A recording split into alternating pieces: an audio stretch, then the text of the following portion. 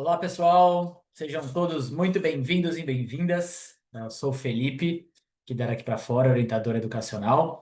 E hoje a gente vai falar, né, um pouco mais ah, sobre a flexibilidade acadêmica nas universidades americanas. Acho que é um tema muito importante para muitas das famílias que iniciam a preparação, estão pensando em estudar fora. Essa questão da escolha dos cursos, né, como isso é visto pelas universidades. Eu já preciso estar com um curso definido na hora que eu estou começando uma preparação. Então a gente vai explorar, né, bastante aqui esse modelo de ensino, algumas das possibilidades. A ideia, eu vou falar bem brevemente sobre daqui para fora, trazer um pouco mais desse contexto de indecisão, né, para os estudantes de faculdade fora, explicar nessa flexibilidade acadêmica americana e como é possível trilhar um projeto para manter as possibilidades abertas. No final, abro as perguntas de vocês, mas fiquem super à vontade, pessoal, de utilizar o Q&A, o chat, para ir perguntando durante a apresentação. A daqui para fora, né, já faz esse trabalho de preparar jovens para os processos seletivos no exterior há muito tempo, desde 2001, né, mais de 4.300 estudantes, muitas applications enviadas. Hoje podemos dizer que temos a maior base de dados, né, de jovens brasileiros que foram fazer graduação no exterior e com resultados, né, expressivos de aprovações das principais faculdades americanas, europeias, além de muitos alunos indo com bolsas de estudos. Aqui alguns exemplos, né, de universidades em que tivemos alunos aprovados ao longo dos anos e resultados mais recentes também, né, nos últimos 3 anos, nas universidades, né, dos Estados Unidos, e também universidades canadenses ou da Europa. Eu acho que o principal ponto aqui hoje a gente compreende bem o que as faculdades esperam dos estudantes e o que, que os alunos precisam ir construindo para chegarem lá na frente, né, como bons candidatos. Ah, Sempre quando eu apresento esses slides, estou conversando com as famílias, gera aquela dúvida, né? Será que meu filho, será que, né, eu teria condição de passar em uma universidade fora? E para isso a gente desenvolveu uma avaliação de perfil 100% gratuita, onde, né, os alunos respondem algumas perguntas, nota, área de interesse, se você já se envolve com extracurricular ou não, seu nível de inglês, orçamento planejado, e a gente tem uma primeira ideia dos seus pontos positivos nesse processo, onde que você pode evoluir. Tá no final aqui, eu coloco de novo eu coloco essa avaliação no chat aqui para vocês, mas é um bom ponto de partida para iniciar e posteriormente a gente pode agendar uma videoconferência, né, que é comigo ou algum dos nossos especialistas, onde a gente vai mais no detalhe na avaliação e nas possibilidades aqui dos nossos programas. Mas vamos lá, né? Imagino que tem alguns pais aqui, e alunos que estão nesse momento aí de escolhas, né, do que fazer, do que estudar fora, chegaram naquele momento, né, que eu estou indeciso, né, que eu faço, né? Como é que eu sigo nesses próximos passos? Quando a gente olha aqui esse cenário de indecisão, ele é muito, muito, muito comum mesmo, né, dos estudantes brasileiros. Numa feira estudantil, né, a Expo CIEE, uma das maiores feiras estudantis da América Latina, eles fizeram uma pesquisa e 60% dos jovens estavam indecisos de qual carreira seguir, né, o que eu não acho que não é uma surpresa para ninguém. Quando a gente olha, né, as buscas de teste vocacional, né, no Google, né, assim, é muita gente buscando sobre o assunto. Isso acontece que a gente sabe que, né, um jovem com 16, 17 anos não tem ainda o autoconhecimento necessário para tomar uma decisão tão importante. É, e aí, né, acho que a gente com certeza já ouviu muitas histórias, né, daquele aluno, né, que a gente deu o exemplo aqui, Isadora, sonhava em empreender no ramo da moda, estava em dúvida, mas aí toda a família foi formada em medicina, ficou em dúvida qual carreira seguir, o pai é médico, né, fala, não, você tem que ir para medicina, e aí a jovem vai para aquele caminho e passa 3 anos, putz, desisti, quero começar tudo do zero. E isso ficou comprovado, né, entre 2010 e 2019, a taxa de evasão de cursos universitários no Brasil foi de 59%. Então, muita gente desiste, volta do zero, tem que começar tudo de novo. Mas será que nos Estados Unidos é tão diferente assim? Será que, né, lá está todo mundo mais decidido do que quer fazer? Na verdade, não. É muito similar, só que existe uma alternativa, né? E lá nas pesquisas recentes, né, na maioria das faculdades, as taxas é que de 20 a 50% dos estudantes, dependendo da faculdade, começa como indeciso. E por que que isso é viável no modelo norte-americano? Diferente, né, aqui do Brasil, você não precisa chegar já com o curso 100% decidido. Os 2 primeiros anos nas faculdades americanas são mais gerais. Por isso que é viável começar com indeciso e você tem que você precisa bater o martelo realmente do curso que você quer fazer somente até o final do segundo ano da universidade. Terceiro e quarto ano você vai se aprofundar, né, na sua área de escolha. Mas é importante entender um pouquinho, né, de como que funciona esse modelo na prática. Então, nesses 2 primeiros anos gerais do General Education, todos os alunos vão precisar fazer uma grade de matérias mais parecidas que eles acham que são importantes, independente do caminho que você for seguir. Então, todo mundo vai ter aulas de escrita, de inglês, de matemática, de oratória, uma aula de economia ou finanças. E, além disso, todos os anos você tem mais 4 matérias eletivas para você fazer. Eles trabalham numa base geral, como eu falei, que eles acham importante, independente da área que você for seguir. Isso gera muitas dúvidas, porque muitas vezes, quando eu converso com as famílias, alguns me perguntam: então vai ser igual para todo mundo esses 2 primeiros anos? E a resposta é que aqui não. Então, por exemplo, a gente tem o João, que quer estudar cinema, e a Maria, que quer estudar engenharia. Para aula de escrita, o João, já sabendo que quer fazer cinema, vai fazer uma aula voltada para roteiro e redação criativa. A Maria, redação técnica para projetos. Nas aulas de matemática, o João vai fazer estatística e álgebra, mais simples. Já a Maria, que quer fazer engenharia, precisa fazer cálculo 1 ou cálculo 2. Um ponto legal aqui, eu fiz faculdade fora, fui pensando em fazer engenharia, e foi exatamente na aula de cálculos 1, eu falei: não sei se é isso que eu quero", porque se essa, né, já foi um pouco mais de matemática que eu imaginava, já na primeira aula de cálculo, eu sabia que ia se aprofundar, foi onde eu acabei mudando e me formei, né, em administração e marketing. Na aula de oratória, o João vai para uma aula de atuação, a engenharia de apresentação de projetos, de finanças e economia, o João, orçamento focado para filmes, engenharia macroeconomia. Então você consegue direcionar, né, essas matérias para as áreas que você tem mais interesse. Isso pode te ajudar também a mudar, né, de área. E como eu falei, né, ao longo de todos os anos você tem, né, 4 matérias eletivas para escolher. Então tem muita flexibilidade. As matérias eletivas dos 2 últimos anos, elas são direcionadas, né, para a sua área de formação, mas no primeiros anos você pode, né, explorar diversas áreas, então dá um tempo maior para os estudantes. Tem alguns termos que são importantes vocês entenderem, né? Então, sempre que nessa pesquisa vocês ouvirem, né, falar de majors, são os cursos de graduação que um aluno pode se formar. E acho que uma diferença grande de uma faculdade no exterior, principalmente nos Estados Unidos em relação ao Brasil, é que existe uma oferta muito maior de cursos de graduação. Trouxe o exemplo de uma universidade, a Arizona State, que é conhecida por ter muitos cursos. Eles têm mais de 400 cursos de graduação diferentes. E aí quero dar alguns exemplos de alguns dos cursos, né, mais comuns que alguns dos nossos alunos escolhem. Então, a gente tem, sim, muitos dos cursos tradicionais: administração, as diferentes engenharias, economia, finanças, relações internacionais, né? É, Tem alguns cursos que aqui no Brasil talvez não são valorizados, principalmente as áreas artísticas, cinema, moda, e que lá, né, eles valorizam bastante. Existem combinações também, né? Eu tenho alunos que querem fazer moda, mas não necessariamente design de moda. Lá eles têm o fashion business, né, que pega a moda mais para a área de negócios, music business, então você consegue explorar coisas diferentes. E tem os novos cursos, né, surgindo no exterior, muitos cursos relacionados à tecnologia, à tecnologia e saúde, e tem algumas áreas que antes a gente não ia recomendar um aluno estudar no exterior e que agora já existem algumas possibilidades. Então, tem universidades que têm o curso de Direito Internacional ou o curso de Direito Comparado, onde você vai comparar o civil e o common law. Eu tenho uma aluna estudando isso, que depois de formada ela pode seguir no país que ela está, pode migrar para um outro país, pode voltar aqui para o Brasil, fazer algumas matérias e validar o diploma. A área de direito internacional tem crescido bastante também. E o que a gente vê muito são também alunos que aqui no Brasil iam fazer medicina, que estão indo para os Estados Unidos ou até mesmo outros países, atrás dessas possibilidades que associam tecnologia e saúde, né? Então, existe muita oportunidade interessante e que, principalmente no modelo americano, você não precisa decidir logo de cara, você pode decidir ao longo da faculdade. Uma outra coisa super legal do modelo de lá, que muita gente conhece, é a oportunidade de fazer o double major, ou a dupla graduação, que é se formar em duas coisas ao mesmo tempo.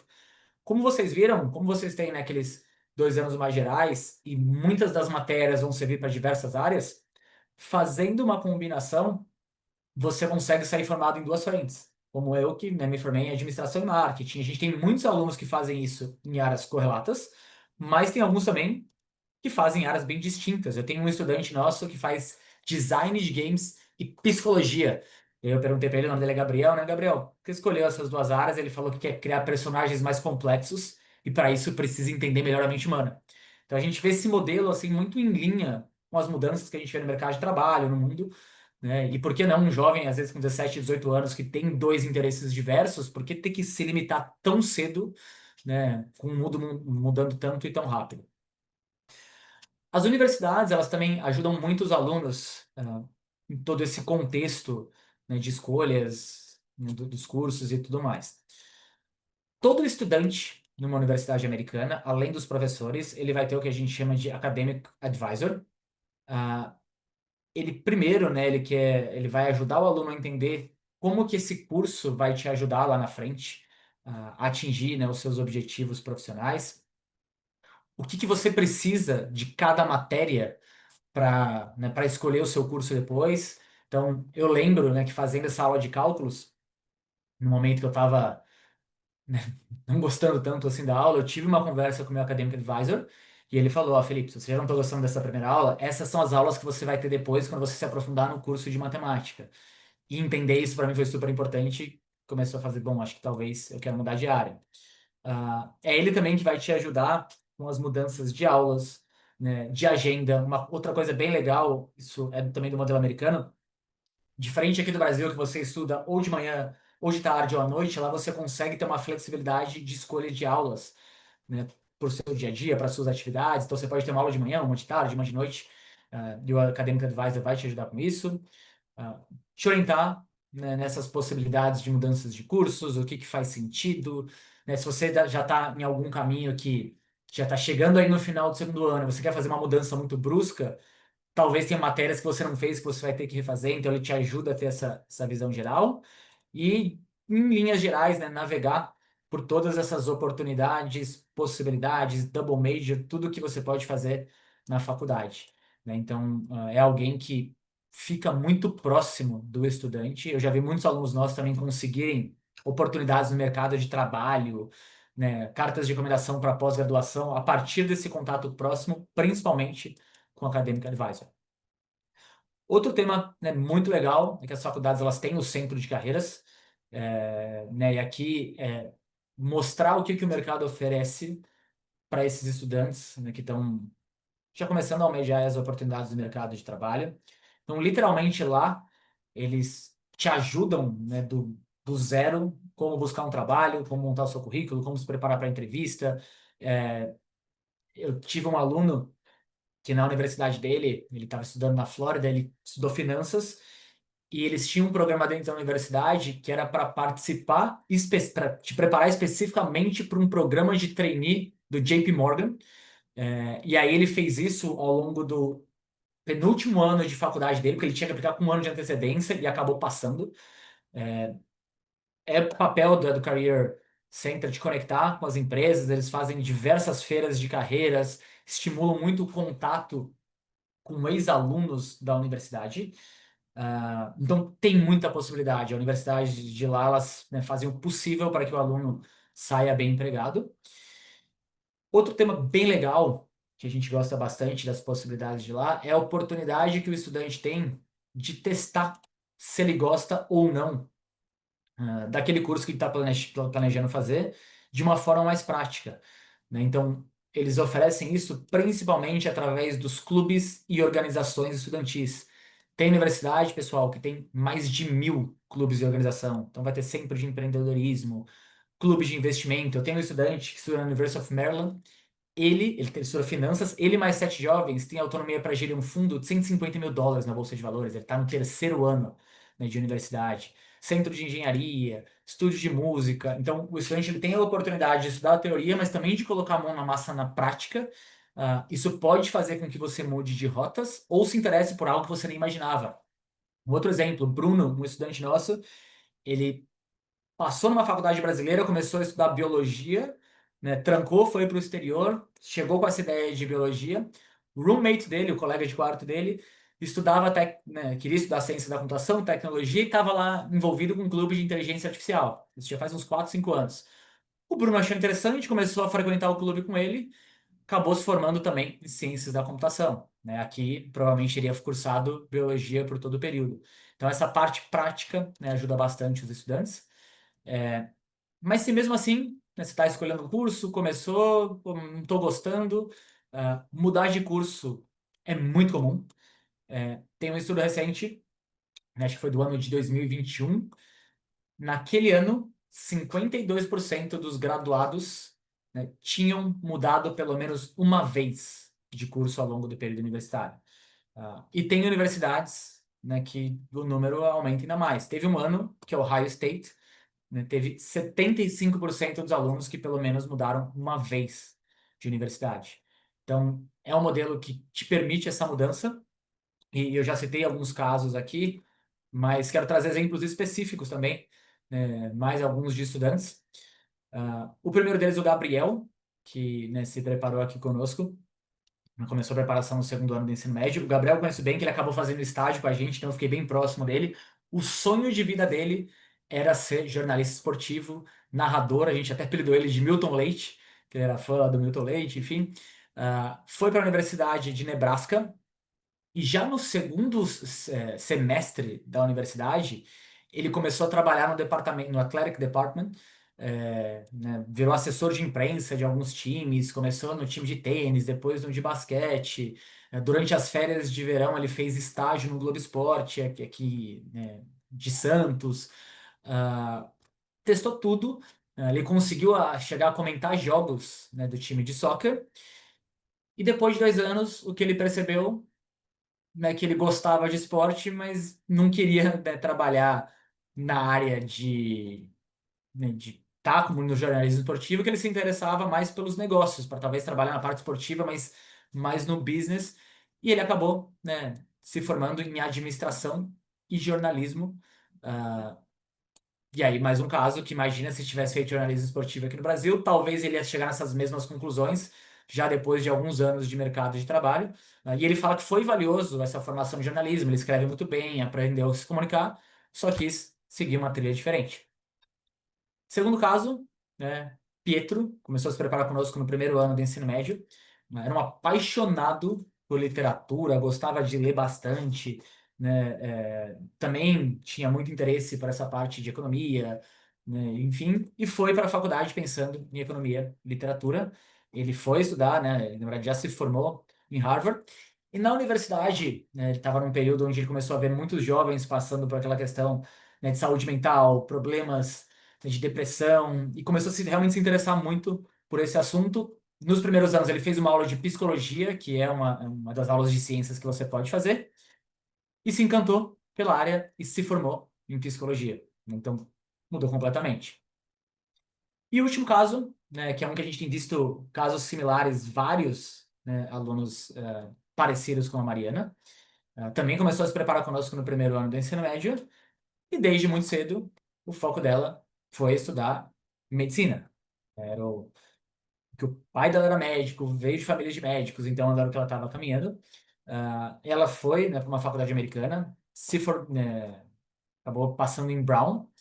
E para quem não sabe, né, a medicina nos Estados Unidos é um curso de pós-graduação. Você faz primeiro os 4 anos e aí você passa por um novo processo seletivo para depois ingressar na medicina.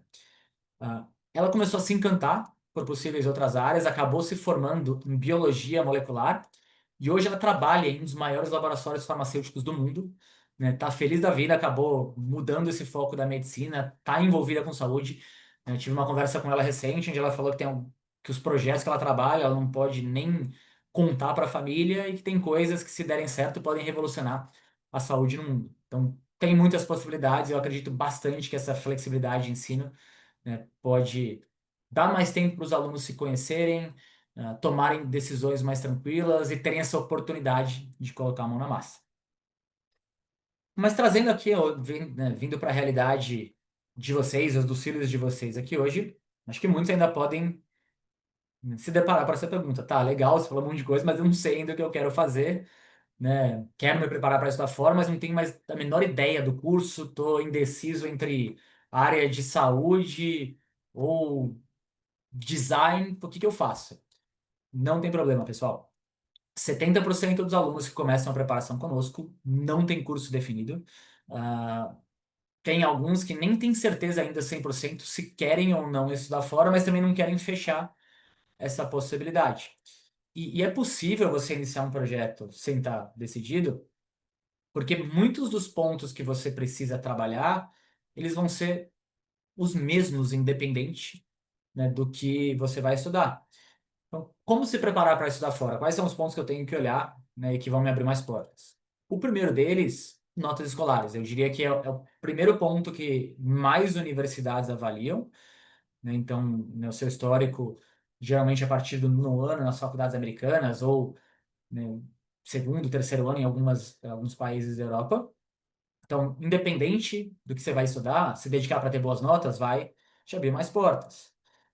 Ter um bom nível de inglês, né? Você vai precisar fazer os testes de proficiência. Então, né, se preparar para isso, independente do curso que você quer fazer. SAT, né, prova exigida, é o Enem norte-americano, né, por muitas faculdades americanas. Também independe se você quer estudar engenharia de administração, economia, enfim, vai precisar de uma nota do SAT. Hoje, algumas das principais faculdades canadenses e tem algumas universidades na Europa que avaliam o resultado do Enem. E aí a gente vê uma correlação muito grande de alunos que se dedicam, têm boas notas pensando em estudar fora, mas também acabam se saindo melhor no Enem, tá uma coisa atrelada à outra. Também indifere o curso que vai fazer.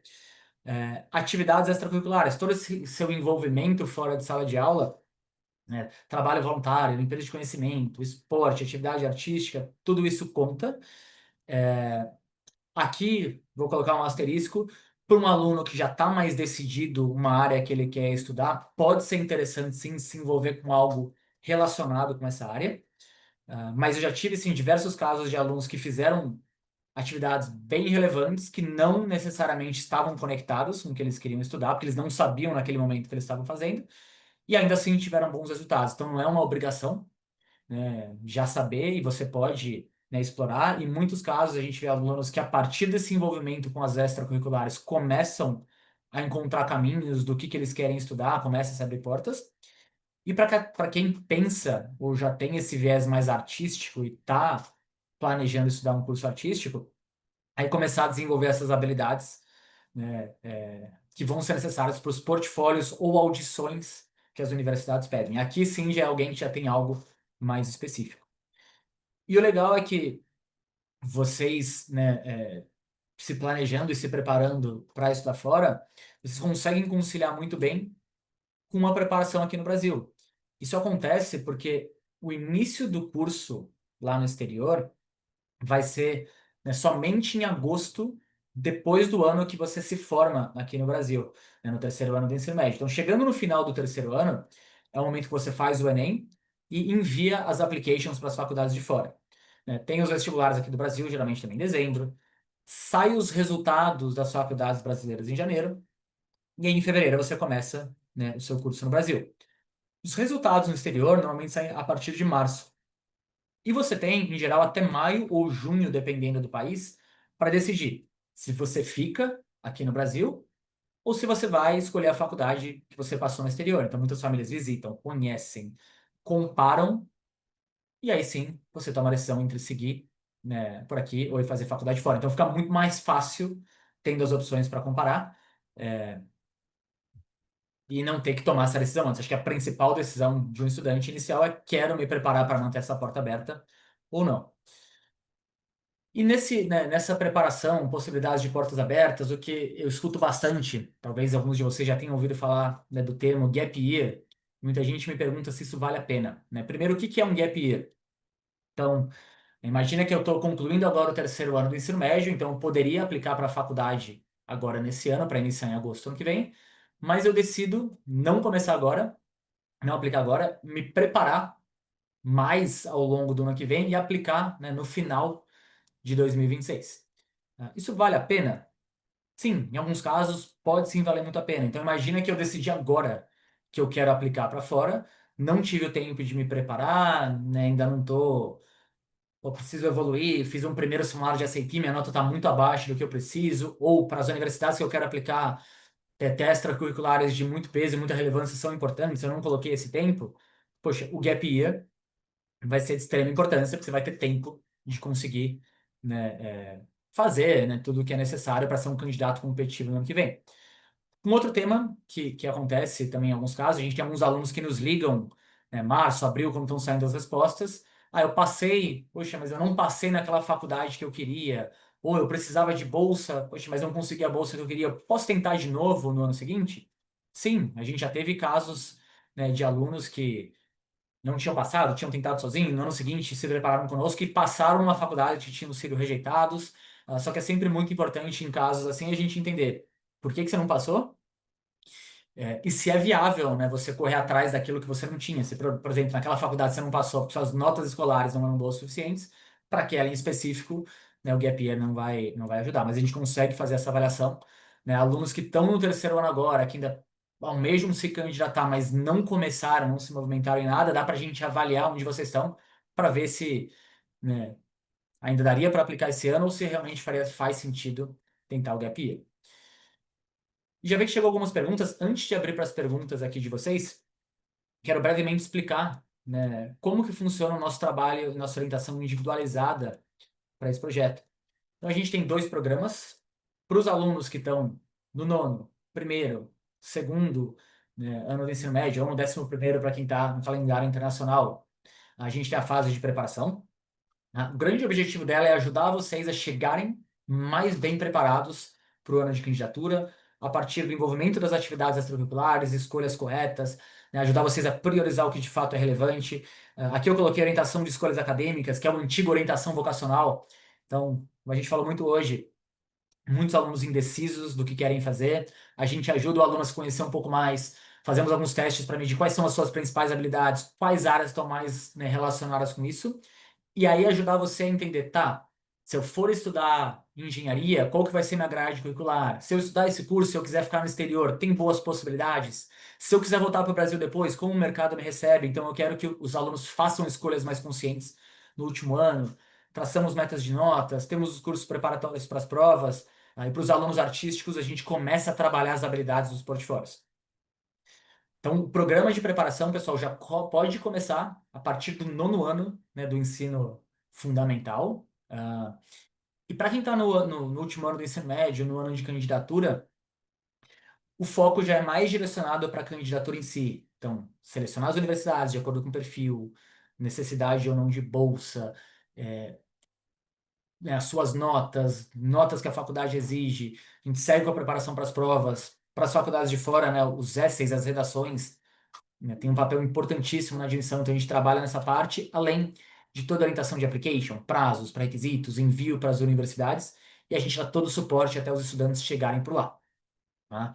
Falei aqui de forma, né, bem rápida, mas para quem quiser entender mais, né, depois eu recomendo aqui marcar uma conversa conosco, onde a gente consegue ir mais a fundo, né, de como funciona o nosso programa.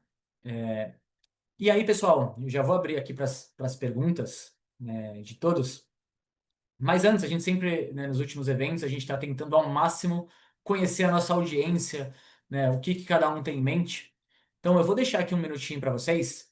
Se vocês puderem me responder, esse questionário rápido, né, o ano que vocês estão, países que vocês têm interesse, né, bem rápido mesmo.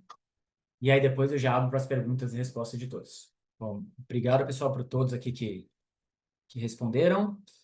E aí, como muita gente chegou, né, desde que eu comecei a apresentação, queria convidar vocês também aqui para fazer a nossa avaliação de perfil. Deixa eu até colocar lá no. A ideia da avaliação é entender um pouquinho mais, né, as preferências, notas, áreas de interesse, orçamento planejado de cada um. Ah, e aí, a partir disso, a nossa equipe entra em contato com vocês, dá um feedback, quais são seus pontos positivos, pontos de atenção. E um próximo passo é agendar uma videoconferência aqui conosco, onde aí a gente consegue ir mais a fundo, tanto no nosso trabalho, tirar as dúvidas de vocês, explicar como que a gente poderia, né, ajudar. Tá? Então, vou deixar aqui também os nossos contatos e deixa, eu já falei bastante, e já chegou uma pergunta. Uma pergunta do Rodrigo. Boa noite. Ainda não entendi uma coisa. Como o aluno aplica para uma universidade, para um curso, para uma universidade? Para um curso específico ou para uma determinada universidade sem escolher um curso específico? Rodrigo, normalmente, né, para as faculdades americanas, que foi o tema principal, né, de hoje, você pode indicar uma primeira opção, uma segunda opção de curso, ou aplicar como indeciso. Tá? Então, é possível sim você aplicar para uma universidade sem ter um curso específico. Agora, tem alguns pontos de atenção. Por exemplo, uma universidade que tenha, né, um curso específico que é muito renomado, que é mais competitivo, ela pode falar, olha, se você quiser aplicar especificamente para esse curso, você precisa, né, falar antes. é, Pode ser mais difícil fazer uma transferência para aquele determinado curso específico naquela uma universidade, até para evitar, né, que o aluno vai lá, escolhe um curso mais fácil, passa e depois ele vai, consegue esse curso mais difícil.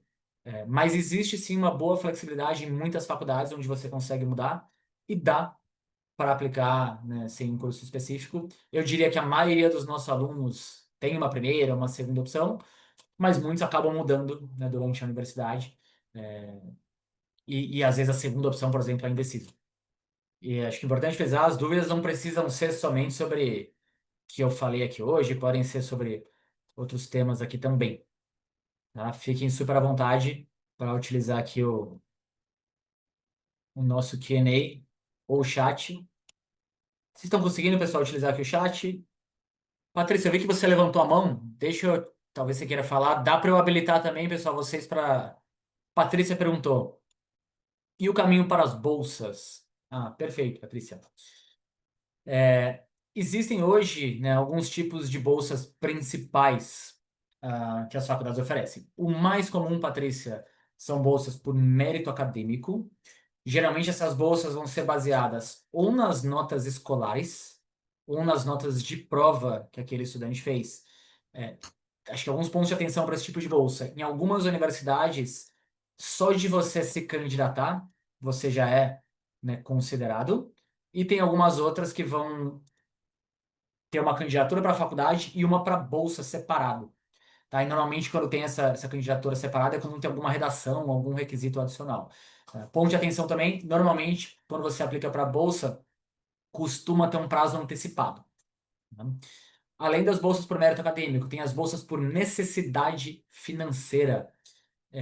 Essas bolsas, na grande maioria dos casos, são ofertadas por faculdades americanas e algumas das mais famosas, onde todos os alunos que passam acabam já tendo um mérito acadêmico alto e eles vão avaliar a capacidade financeira da família, principalmente renda e, né, patrimônio. E tem as bolsas também por mérito artístico, essas são mais para os alunos, são, na verdade, só para os alunos que estão pensando nos cursos artísticos, cinema, música, atuação, arquitetura.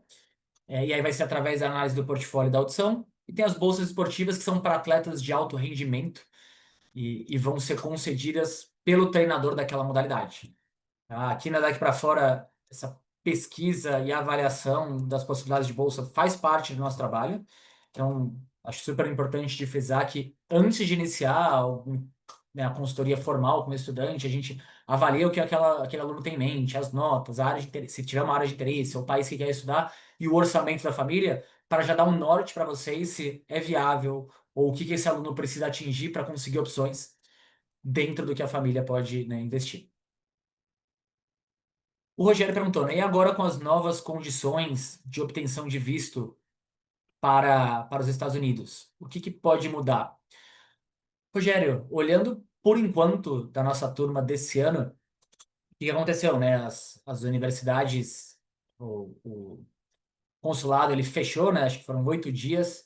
E eles fizeram uma revisão do processo, onde agora eles estão olhando, né, as redes sociais dos estudantes. Então, claro que isso gerou uma insegurança quando estava fechado, principalmente para os nossos alunos, né, indo iniciar em agosto. Será que eu vou conseguir uma vista em tempo? Assim que reabriu, foi bem ágil para os nossos alunos conseguirem agendar. Todos, sem exceção, fizeram e conseguiram visto. Então, por enquanto, Rogério, eu diria que não vimos essa mudança de ter prejudicado nenhum dos nossos alunos.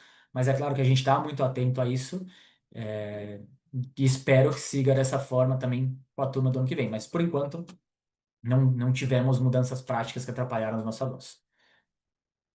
A Ellen perguntou, né, se eu acho que o IB é uma boa alternativa para o processo de application. Para quem não conhece, o IB é um currículo internacional que algumas, né, universidades têm, algumas universidades, desculpa, algumas escolas aqui no Brasil têm.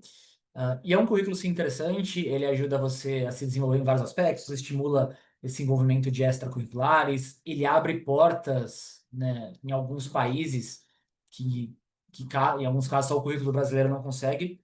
Então é um currículo que ajuda assim, a você estar bem preparado para estudar fora.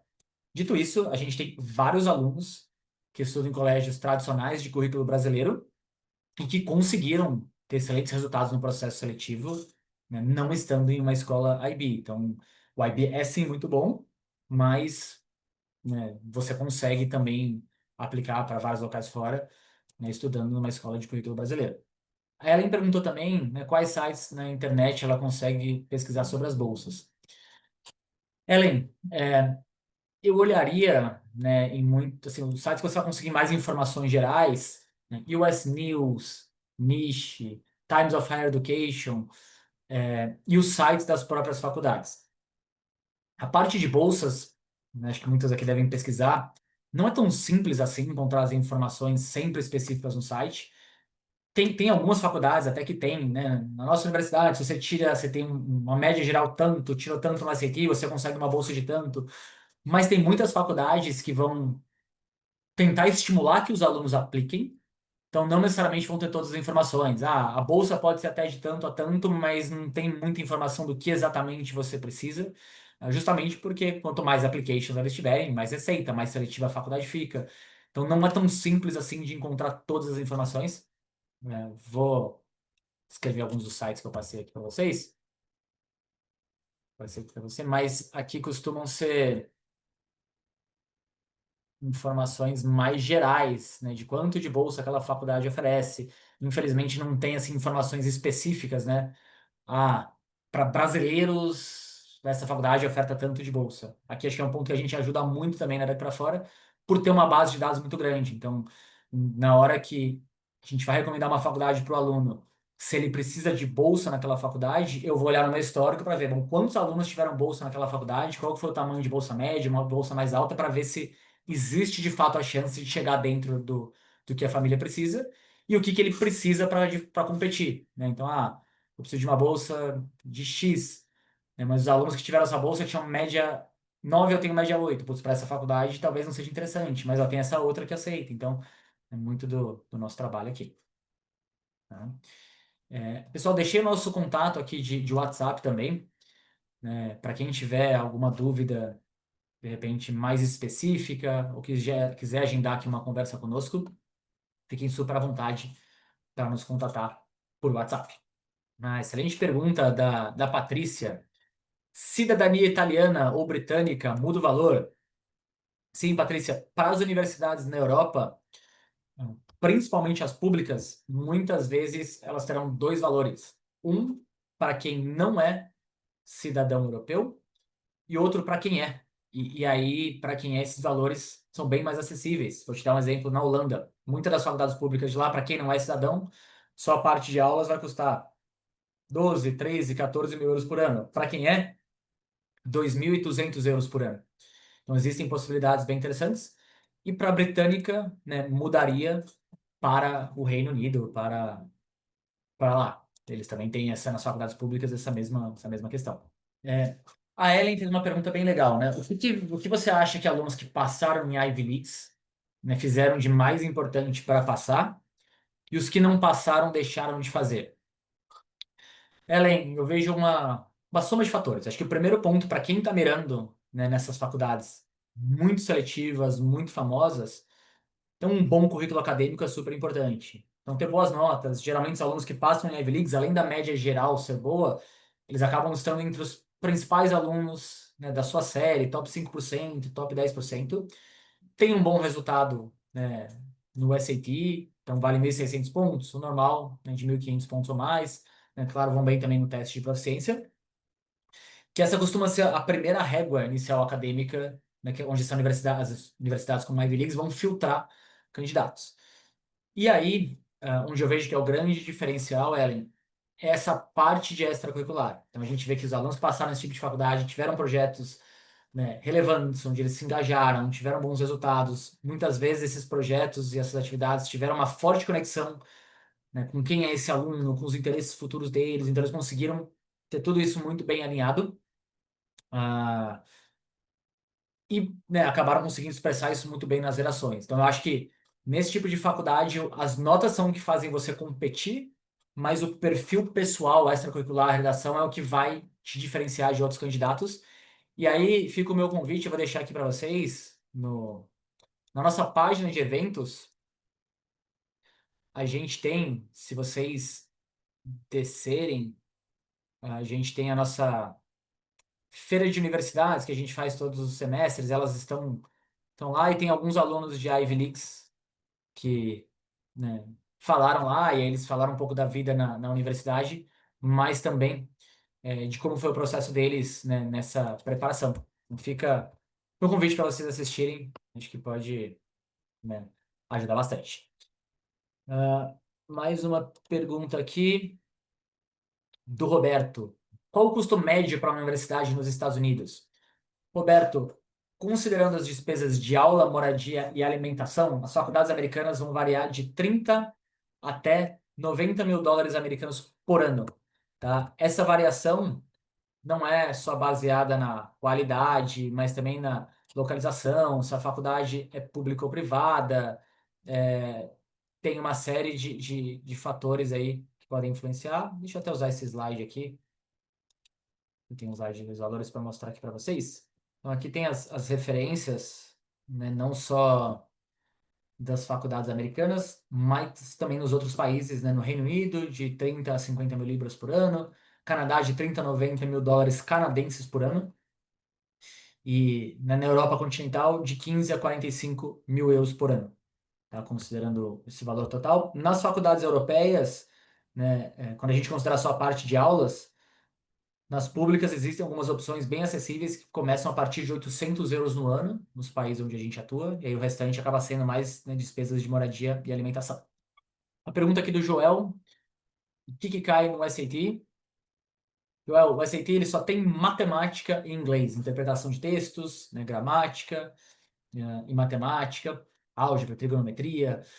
Eu diria que em relação ao nível aqui de Enem, de vestibular brasileiro, em termos de quantidade de matérias, o SAT ele é mais simples. ah, ele é mais simples, né, tem menos matérias para você se preparar. A matemática, ela é sim tem menos aprofundada do que, né, se você for olhar todas as questões. Você pode utilizar a calculadora. De tudo isso, tem que tomar muito cuidado. Que eu muitas vezes converso com os alunos que falaram: eu entrei, né? Tava lá no TikTok, vi lá uma questão de matemática que, poxa, pareceu ser muito fácil. Nossa, acho que a prova é fácil demais. Ele tem as suas dificuldades. Você tem menos tempo para responder as perguntas. Então, é uma prova rápida e que, dependendo do que você almeja, da faculdade que você quer, se você precisa de bolsa, você precisa de uma nota muito alta. E aí, para chegar nessa nota, né, requer um treinamento bem específico. E a gente tem um programa preparatório, né, que trabalha com os estudantes, né, na preparação para o SAT, né, temos aulas em grupo, aulas individuais, e que tem, né, tido um feedback excelente dos estudantes. Imagina, Patrícia. Bom, pessoal, gostaria muito de. Uma outra pergunta da Patrícia. Se a gente sugere escolas em São Paulo? Sim, Patrícia, a gente consegue. Aí, né, depois manda uma mensagem, vou colocar de novo os nossos contatos, manda uma mensagem aqui pra gente. A gente conhecendo um pouco mais dos objetivos, perfil do aluno, a gente pode sim, né, sugerir algumas escolas das quais a gente sabe que tem uma boa preparação, um bom acompanhamento para quem quer, né, estudar fora. Então pode mandar uma mensagem aqui para a gente. E esse WhatsApp aqui é da Luísa, mas fala que você estava no evento, que gostaria de conversar para avaliar escolas, que a gente consegue, assim, passar algumas opções das escolas que a gente sabe que fazem, tem um bom acompanhamento e dão um bom suporte para os alunos que querem estudar fora. E aqui em São Paulo você tem, né, diversas boas opções, mas é importante a gente entender um pouquinho mais do perfil do aluno. O Roberto perguntou quanto tempo a gente tem de preparatório antes do aluno aplicar. Roberto, assim, varia bastante. Eu tenho, né, idealmente, quanto antes o aluno começa, né, melhor. Então, poxa, como eu falei, já no nono ano você já consegue começar a ter um preparo específico. São todos os alunos que começam conosco no nono ano? De forma alguma.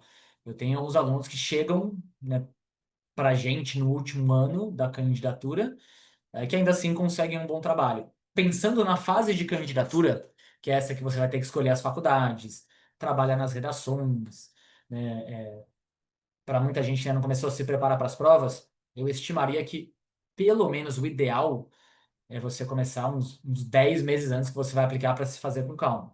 Agora, pensando em trabalhar o seu perfil para que você se torne um melhor candidato na fase de candidatura, quem está no nono, primeiro, né, segundo ano, já tem total condição, já deve fazendo isso.